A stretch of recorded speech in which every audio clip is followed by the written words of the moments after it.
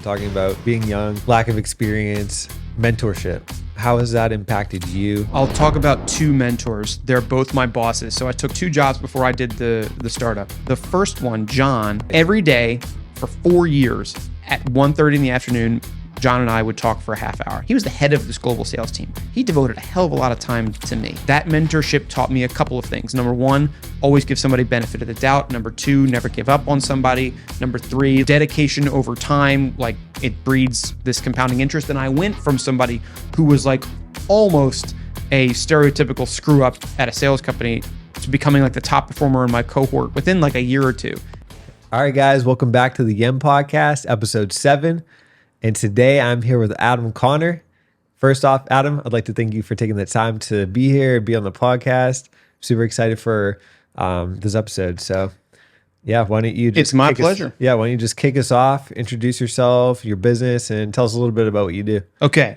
So my name's Adam. Hello, everybody. Hello, everybody. Hi. Oh, you can't see me over there. I have lived in the Pittsburgh area for like 2.5 years. I moved here in January of 22.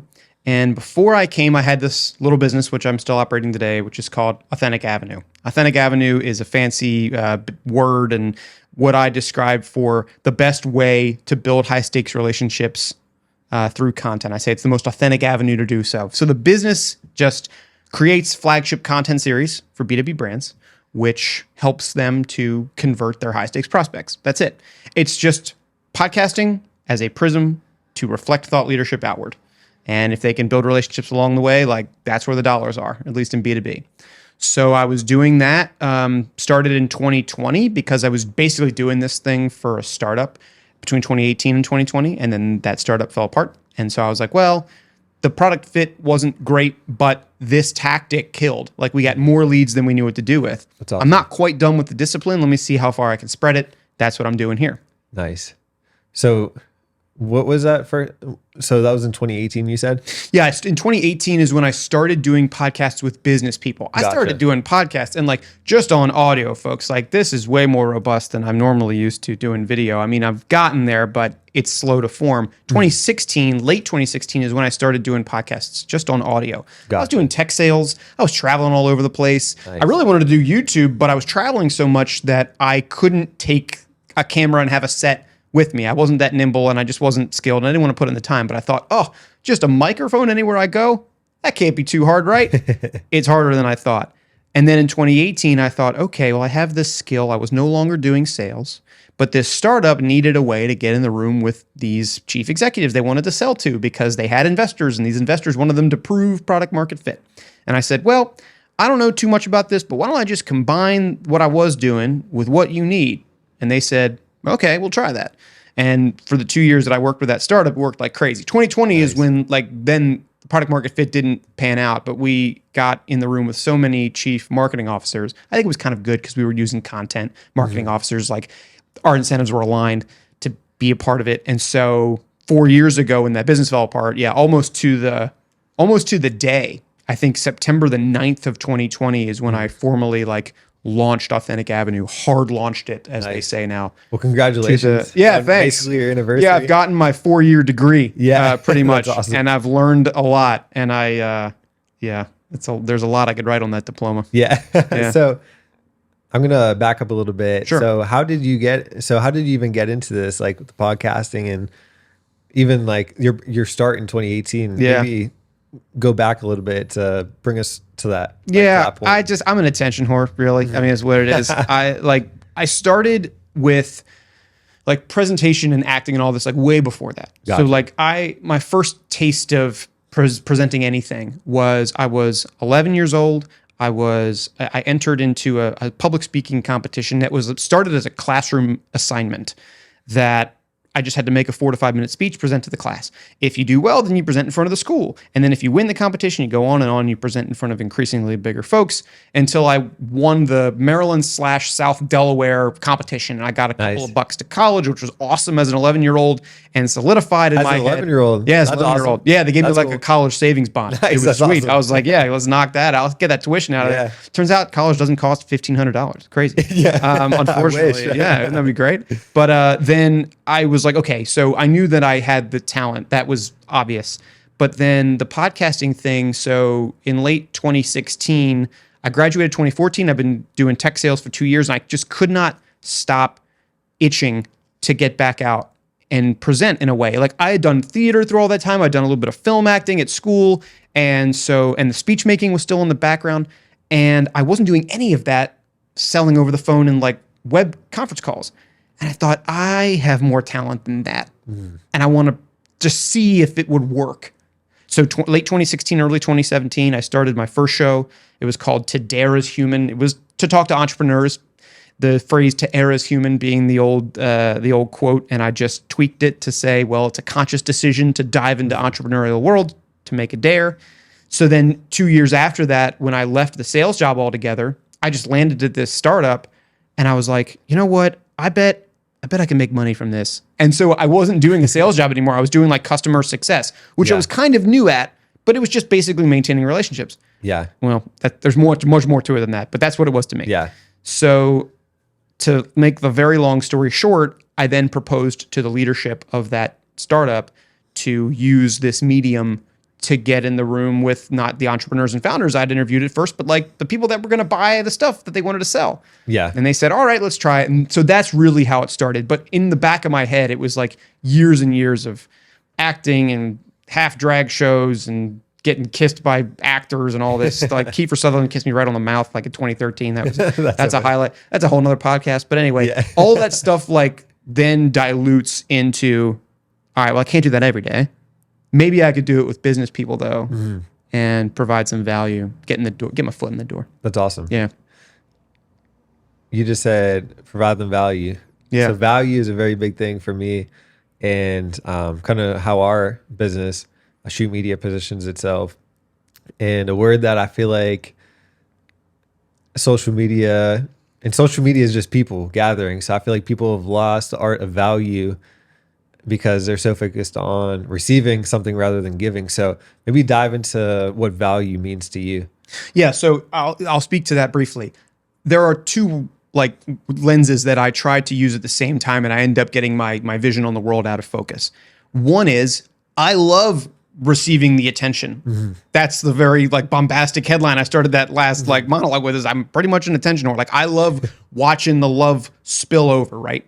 I post something online people like, it's reflected. It's an instant dopamine hit. Yeah. Now, for the same reason, I look at the world with another lens, which is if I'm not receiving that, then I feel that I don't like deserve the praise.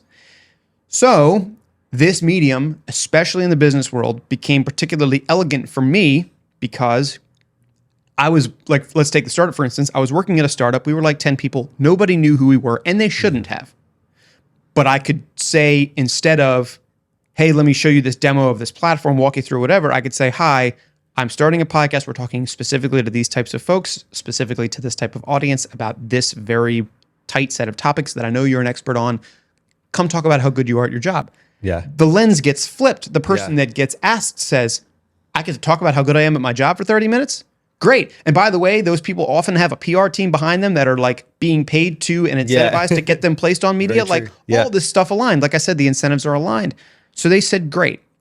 So the deliverance of value in my mind is basically whatever you can give the person that they don't have today. And by the way, I don't necessarily think that's knowledge. I don't necessarily think that's insight. I think you could ChatGPT the hell out of a lot of things. You can Google search a lot of things.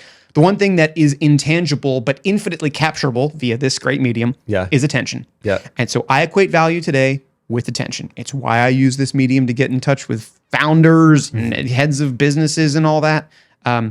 But the root of it was me desperately craving that attention. Yeah. So I decided to just sort of create it instead.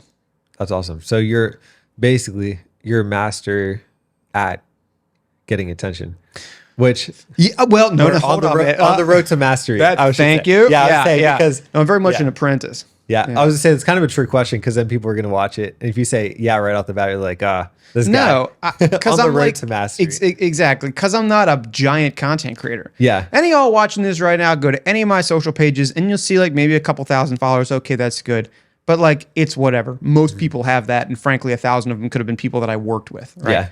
Yeah.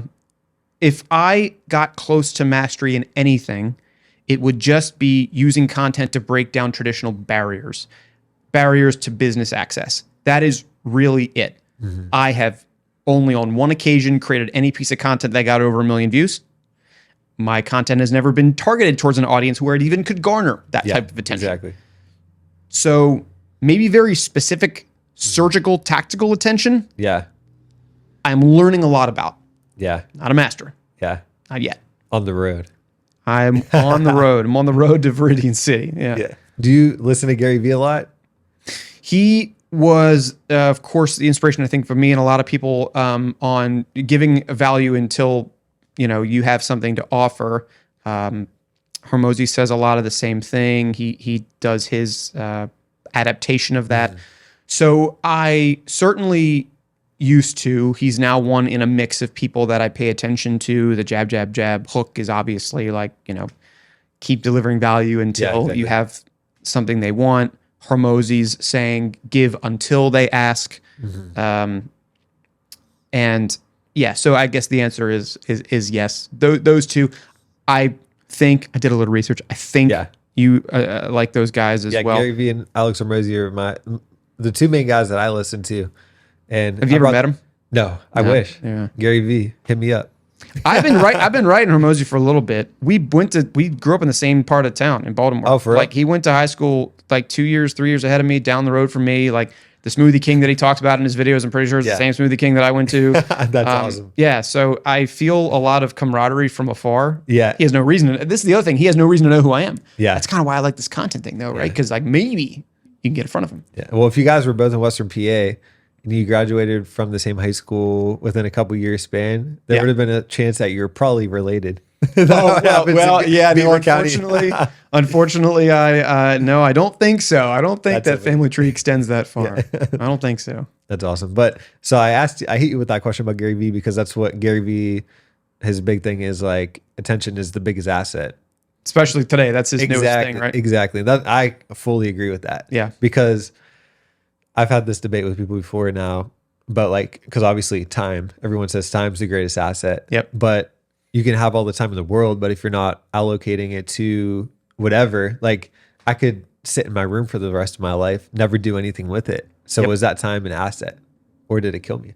You know what I mean? So I 100% agree with Gary Vee, especially at this point in time in culture, attention is definitely like the greatest asset. So I think your want and desire for attention is a huge benefit. Good. That's a great thing. Good. I mean, I guess like it's kind of like how early YouTubers said that they made videos that they wanted to watch. Yeah. And a lot of big creators still say that. They make content that they would like to watch, be that which you would like to see in the world. Yeah. And that is easily applied to what Gary says. Yeah, exactly. All right. So speaking of attention, speaking of you're starting your own podcast. Yeah. Probably long overdue based on what I'm hearing. Yeah, it's long overdue. It's called Thought Leaders. Thought Leaders. Tell me about it. Okay. The goal is very simple, is to meet and learn from the top of the world through the bottom of a glass. Nice. Leaders, which in this case is spelled Liters, I love it. is simply the vehicle through which I gain knowledge. So I tell you what, we're going to film one right here in a little bit, but the idea is that so many people, especially in the business world, via their PR teams, their leadership, their marketing, whatever, they want to be seen as thought leaders, experts in a specific niche, authorities in their industry. And it's been so overused, it's basically a buzzword. I'd like to take a lighthearted look at that lens, still do the learning, but do it in a more laid back environment. And I was in the shower and I was like, God damn it, I just want to figure out how I can sit back and have a fun conversation with somebody. Just try to turn somebody into a thought leader. And I turned both of those words over in my head. Thought didn't get me anywhere tasteful. Leader did. Yeah. And I thought, all right, great. So maybe I should just try that. And so I thought of it a year ago. It's so late to the game. I secured the social media handles. Nice. I secured the domain website. I put an email address onto it. And I let it sit for like a year because I was doing stuff for my own business. I was building podcasts for other people and I hadn't gotten back into the chair myself. Yeah. And then a certain point came a couple months ago where I was like, screw it. I'm not ready for it. I'll never be ready for it. So let me just like throw it out. Yeah. So the point today is to do that learning through the lighthearted medium and through the vessel and the vehicle of learning, which is the vino or the beer or whatever. And then second to that, I want to use the same content stream to attempt to tell a behind the scenes story of how I'm becoming a B2B content creator. Gotcha. Because in 12 to 24 months, that is all that everybody who has a lick of business knowledge is going to want to do. Yeah. Similar to how everybody wanted to be a YouTuber 5-10 years ago. I mean, now like more people than ever want to be a creator. LinkedIn and in the business world, it just hasn't reflected yet because it's harder to tie directly to value, which is weird because businesses sell things. They don't rely on AdSense, but it will be huge. Yeah, it will be huge. Specifically about LinkedIn too, I'm sure you've noticed the change where it has like, it's basically the For You kind of section of it with the videos. Yep. And Back in March, I was part of the initial beta for that. Nice. And so I saw it from the very first thing. And even today, hopefully it changes, but today you still can't like post directly to it. You have to like write somebody at LinkedIn and you have to say, here is something which I think is either insightful or educational or offers advice. I think it would be valuable to the network. And that's it. And then they hand pick it. Yeah. But it is working. Yeah, exactly. People's views are going through the roof if they make that feed. Yeah. And so it's going to be all anybody wants. I just hope it doesn't get flooded with like the same.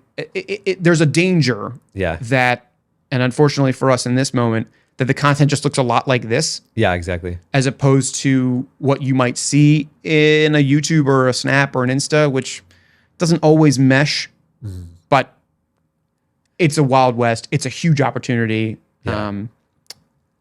Remains to be seen what happens. Yeah, I definitely agree with that. Especially LinkedIn. I think the possibilities are huge for businesses because you're in front of people, you're on a platform in front of people that are going there specifically for usually business related reasons. Yep. You know what I mean? Like they're going on there prepared to see things in that sense. I would say more open to like networking, things like that.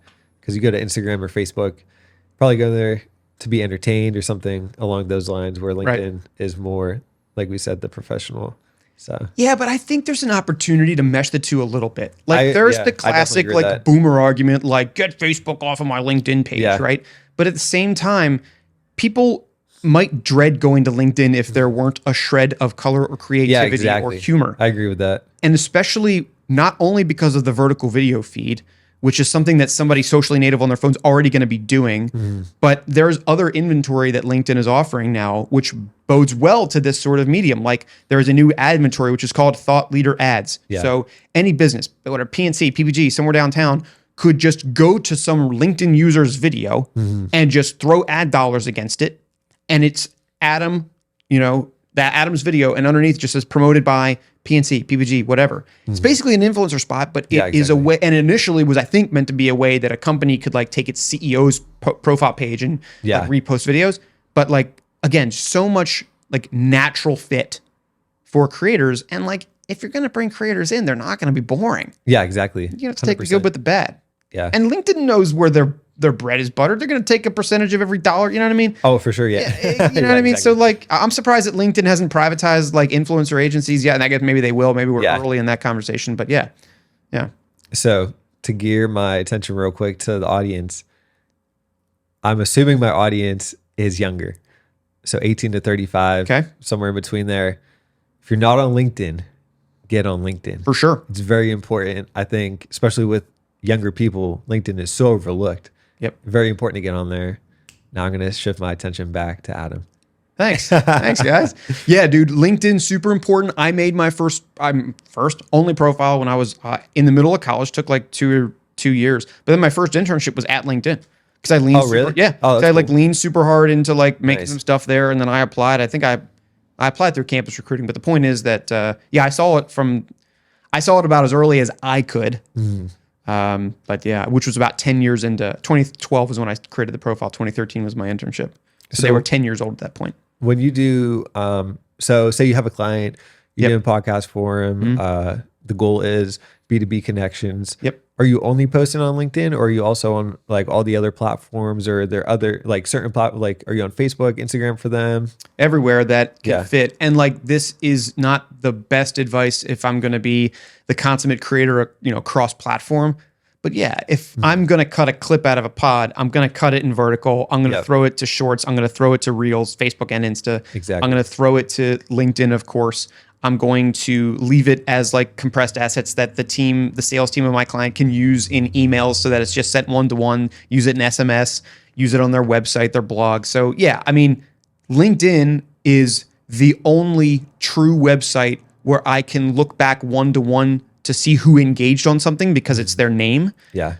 So if they comment, if they share it, if they like it, I can see it. I don't see that on Facebook. I don't see that, or I do, but it's like obfuscated by a username. Yeah, I know what you mean. Yeah. Which doesn't have to be like, it could be a fake person.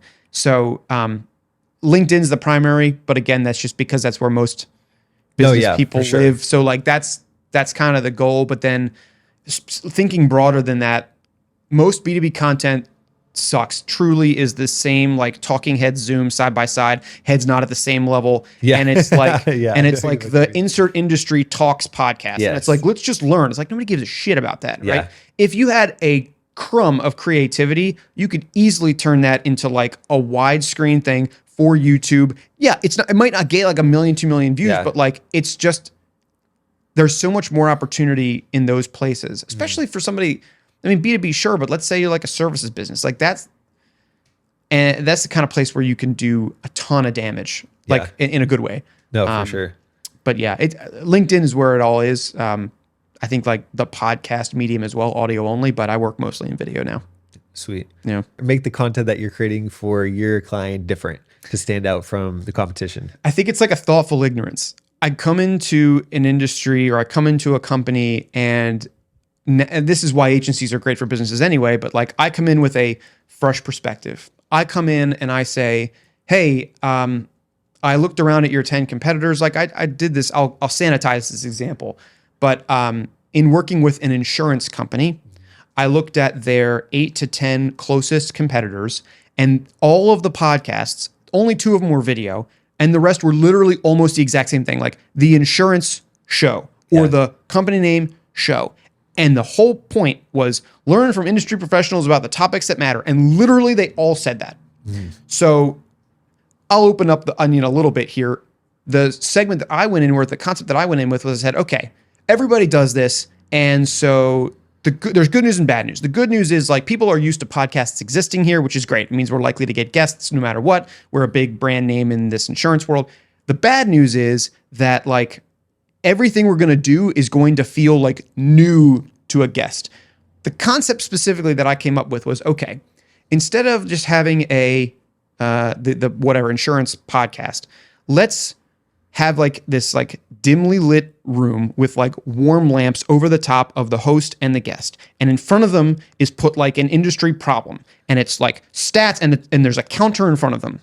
Stats and risks and money and perspectives, and like we are presenting a problem about the industry. How are the host and guest like thinking about this problem?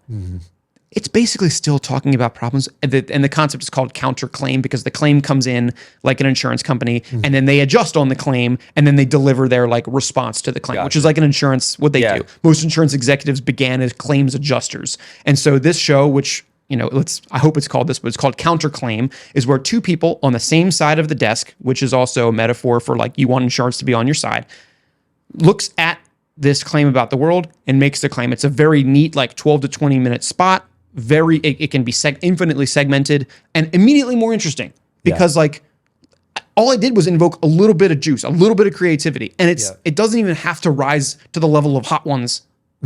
All I have to do is like the bar's on the floor, man. Like in most B2B context, the bar is on the floor. It's very true. So that's how I do. I come in with a little bit of thoughtful ignorance and say, what if we just did this? Yeah. And then I just run with it. I just let people like smile and nod and I'll just run with it. And by the time we're matured enough, people typically say yes because it's more interesting than anything else that they've pitched or been pitched. Yeah, exactly. Because it's not as safe. Yeah. And then it typically works out because then on the other side, guests will say, oh, that's cool. Like I could be on 8 podcasts that are basically the same thing, or I could be on that thing. Yeah, exactly. It's filmed. They're going to come to me.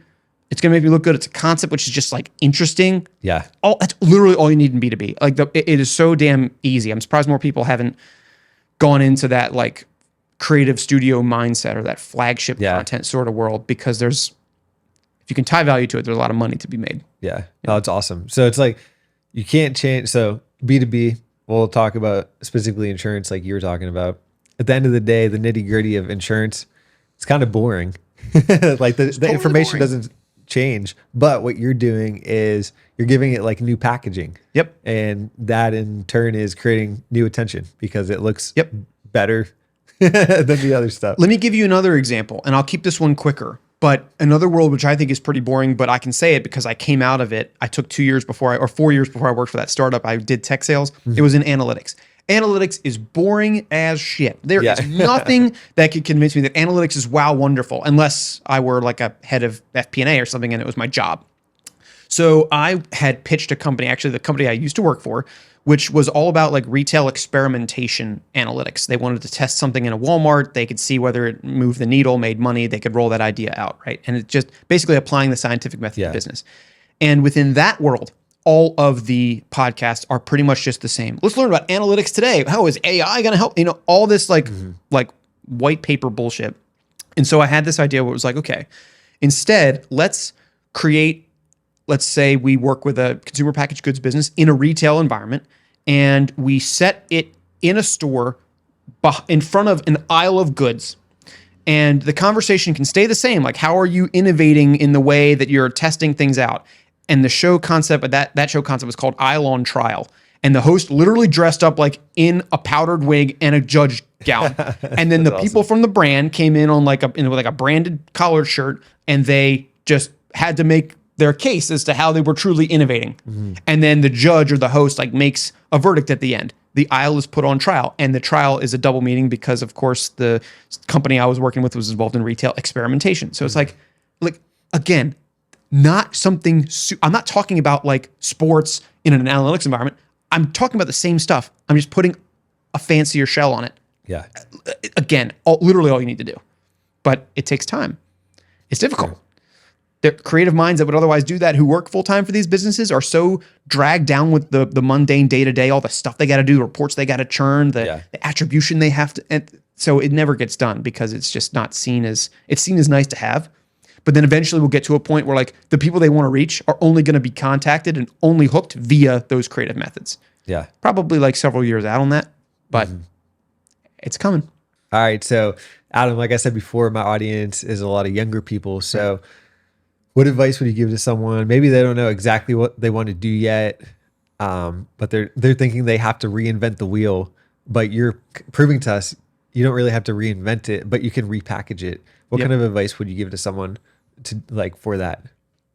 So I'll riff off of that for a second. In none of my content do I reinvent any wheel. I work with a client. They're a super deep tech solution for blah, blah, blah, whatever. I'm never going to know anything about that. All I know how to do is to package something creatively. Likewise, if I'm 18 or if I'm just out of college, I don't know anything about the world. I certainly didn't when I was that age. And so if I don't know that much about the world, the next best thing that I can do is to figure out how to condense, solidify, repackage, and then present that information, if content is my world, in a creative way that other people like me will understand. So, for instance, like if I were really into sports, like, and this is a broad niche, but like I would just spend as much time as possible trying to figure out how to like condense and repackage a really deep sports story in a way which is appealing and maybe shorter for attention spans and whatever, and build a body of work. So the first piece of advice, again, if you're inclined in this sort of way to storytell, is to figure out how to repackage. Startups do this all the time.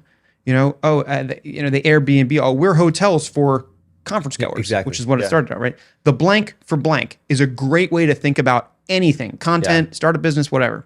So figuring out how to repackage something in a cooler way is a thumbs up.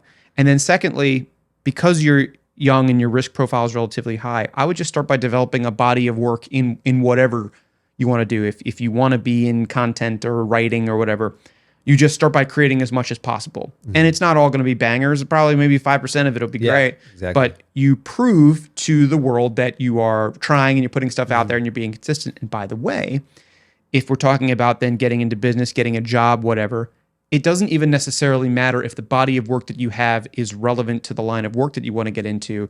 You're just proving to somebody that you can be committed to something. Yeah. And so I did customer success for that startup. It was an ad tech startup. I had a huge body of work in podcasts. There was nothing aligned there. I was building niche Instagram pages for like my hometown, like nothing about that, except the ability to like garner attention, build relationships. All of that was a very translatable skill. Yeah. So 2 advices, folks. Learning how to repackage things creatively and digestibly is a superpower, and then building a body of work in whatever you do to prove your longevity, consistency, and dedication are 2 very strong, very translatable skills and strengths. Yeah. I was going to say too, even something that you said towards the end there, I feel like in a sense you were saying like the fundamentals too of this, of repackaging and creativity and things like that while you're young and you don't know what you're doing yet.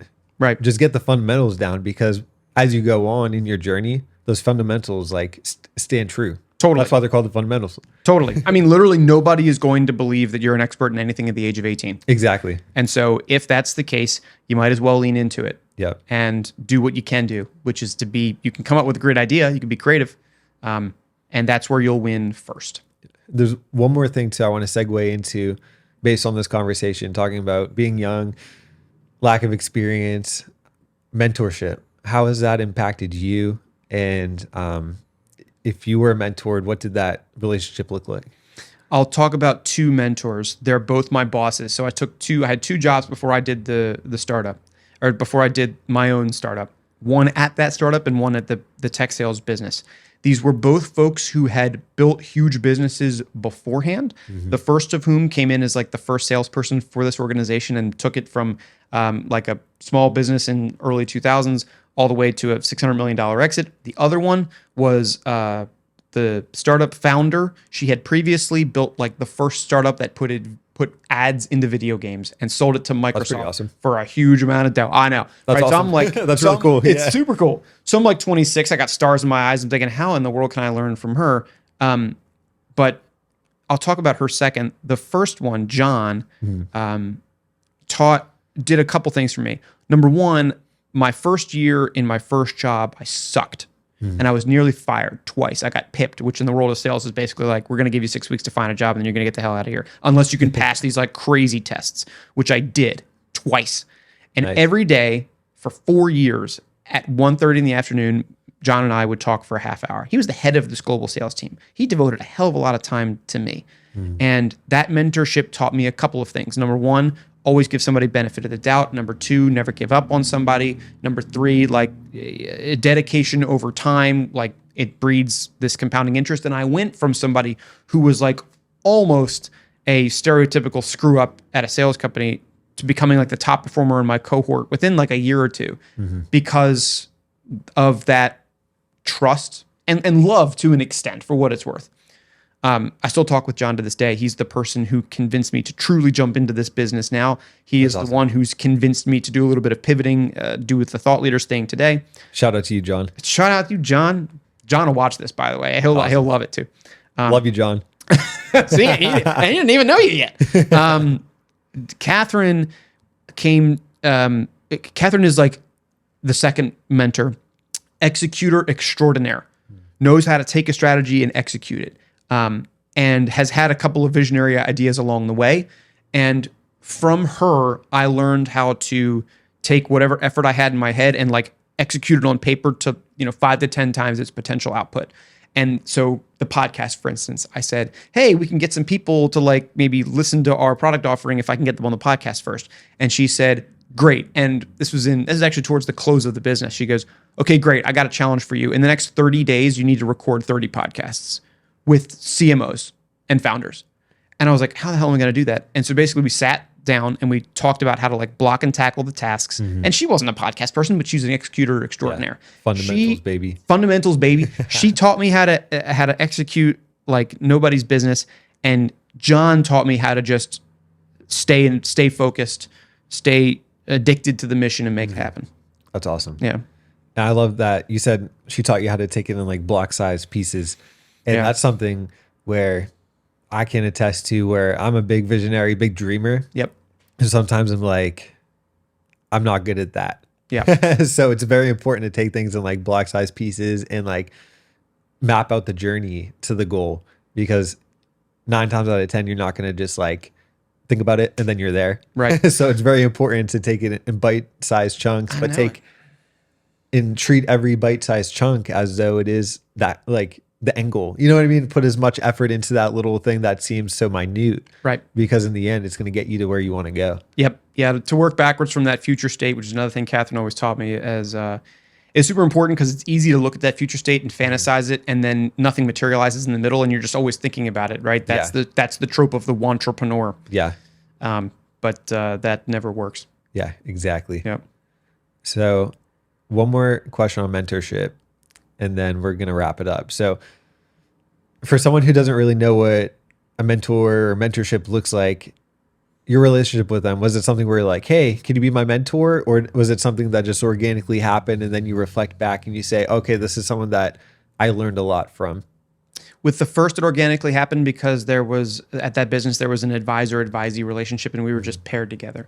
And so actually I was paired with somebody else, and then we became paired together because I was like screwing up. So it was like a remedial like medicine. And the second one, I worked for her. So again, sort of natural, but I never approached it like, hey, can you be my mentor? Because like, even though that probably could work at the age of like 16, 17, 18, 19, once you're in the professional world, even as 22, 23-year-old, like you're sort of expected to like learn and get advice from people, but like do it in a more specific, targeted way. So if I were 32 years old like I am today and I were looking for a mentor, I would probably start by asking them some very specific piece of advice.